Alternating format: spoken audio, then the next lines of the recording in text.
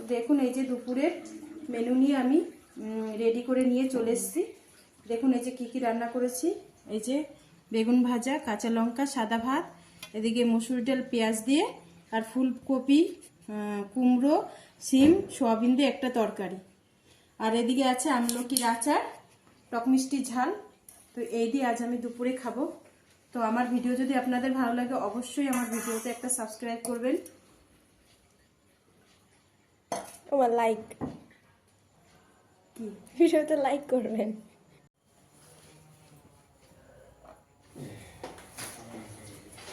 আগে আমি তরকারি দিয়ে খাবো। তো আমার ভিডিও যদি আপনাদের ভালো লাগে অবশ্যই আমার ভিডিও চ্যানেলটিকে সাবস্ক্রাইব করবেন, লাইক কমেন্ট করবেন।